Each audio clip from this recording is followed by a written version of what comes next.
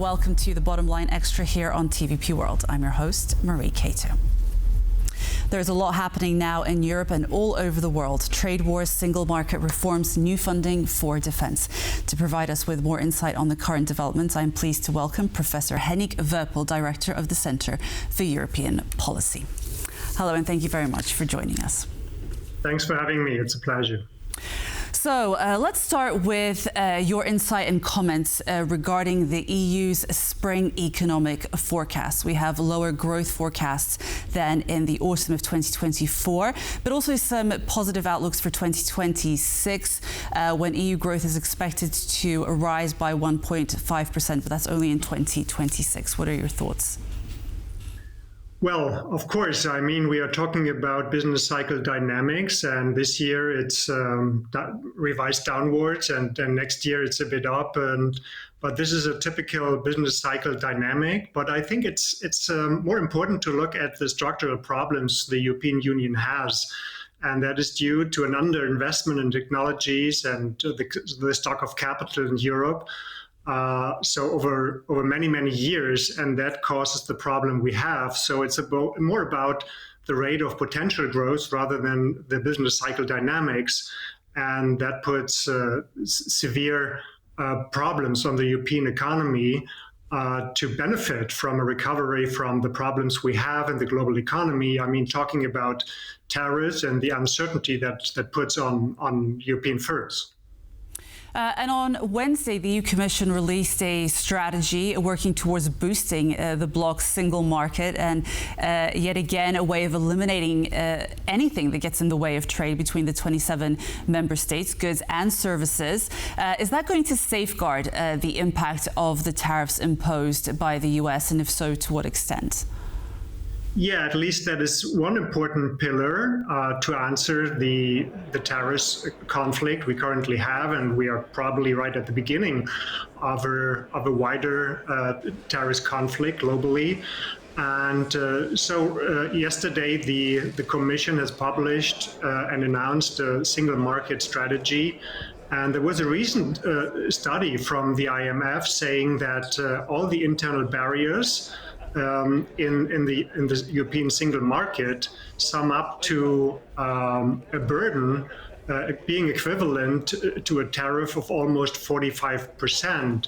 So there's a need to bring down the internal barriers, and I think it's a good way and a good policy measure to do that, and to bring forward a policy or a single market strategy that is urgently needed in order to strengthen the single market in Europe, and that could be one answer at least for to the tariffs conflict we have on a global level.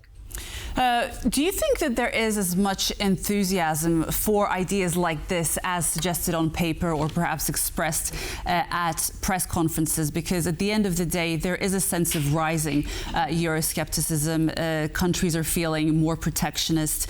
The sense of positivity and enthusiasm to the EU is at the end of the day dwindling a little bit.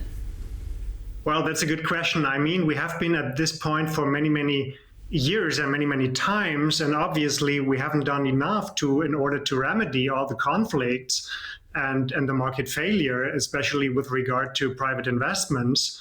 So again, as I said in the beginning, we are heavily underinvested in terms of private investment and the stock of capital and technologies and business model innovation. But the current circumstances are different from the past years. So now we have a global economy that is characterized by a comeback of autocracies and populism, putting pressure on democracies. So I think we face a triangle of global disorder consisting of fragmented global economies and markets on one hand, on the other hand, a multipolar geopolitics and an uncoordinated macroeconomic policy, so forming a triangle of global disorders. So the pressure on the European Union and democracy is very high, and that could probably lead to a good answer. So enforcing a single market strategy that has not been done in the past. And to what extent do you think that the economic situation in the US will impact the situation here in Europe? Because there was some talk about a US recession. Do you think that now this has subsided, or is that risk still somewhere there on the horizon? I think the risk has not disappeared. It's still on the horizon. I mean, we are talking about very fundamental rebalancing of the global economy that could easily lead to deleveraging of global capital markets. I mean, we are talking about a de-dollarization, so the trust in the US dollar as the most important currency in the global economy is under pressure, and that could help, of course, the euro to push the euro. So the recession, or the prospect of a recession in the US is not gone. And that could probably redirect capital flows into the European Union, and that could probably help also to finance those investments we are seeking to invest and to undertake in the upcoming years. So if that US recession happens, what does that mean in a practical sense for Europe?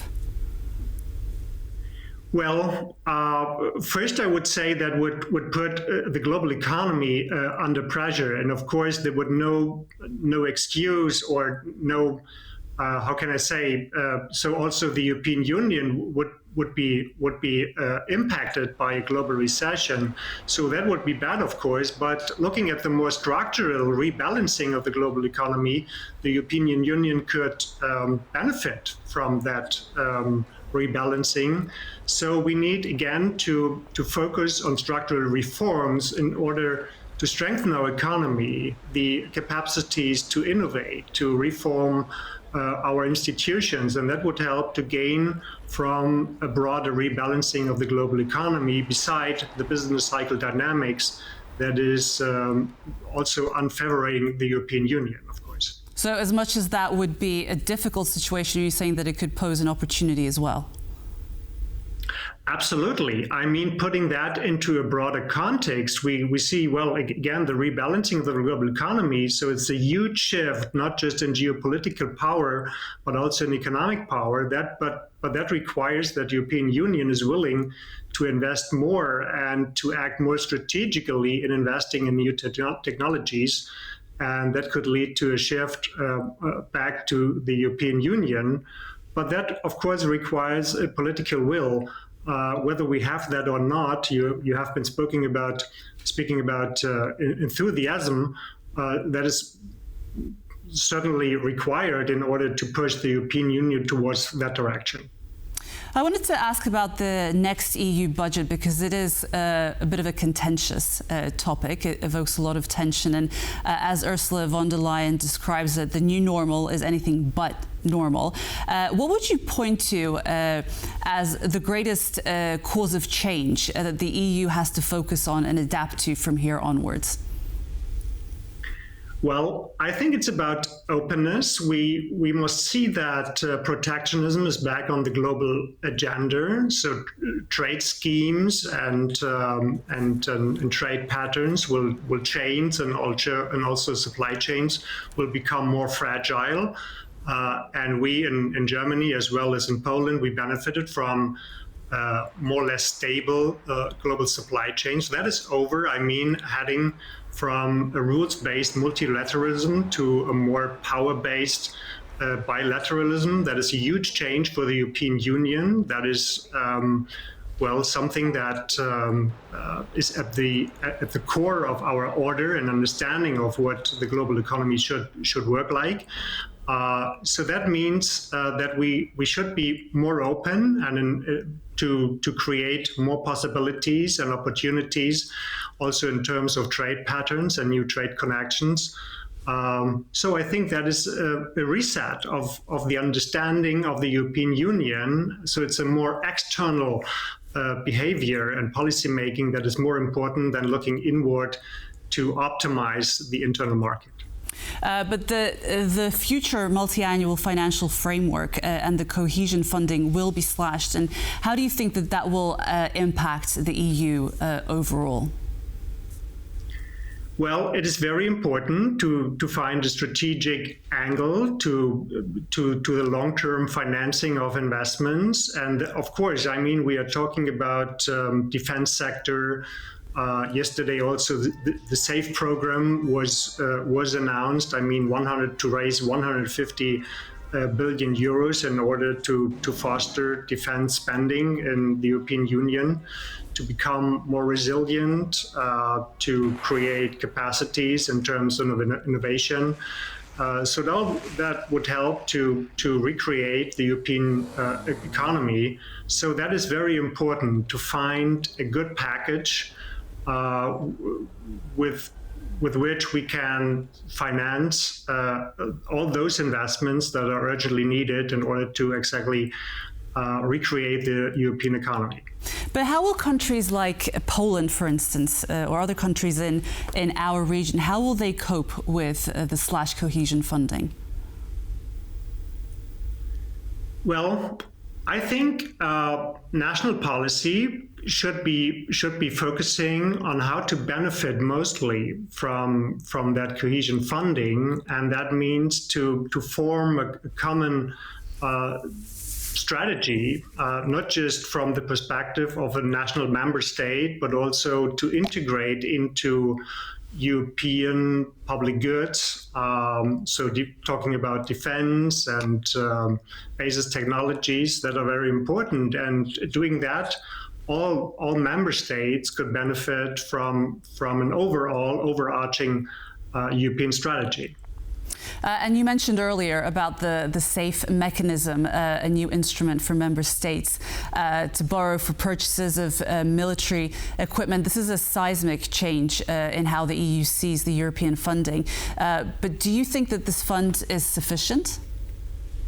No, it's not. It's just a beginning. It's not a start to coordinate the spending in the European Union that is urgently needed. I mean, we have so many different weapons and systems of different technologies that investments in defense is highly inefficient. And by coordinating those spendings, we could getting those those investments more efficient. That is just a starting point. The numbers are too low, of course, but that's what the European Commission cannot do. I mean, that's still the task of the member states to invest in defense. But what we can do on a European level is to coordinate defense spendings in order to create efficiency.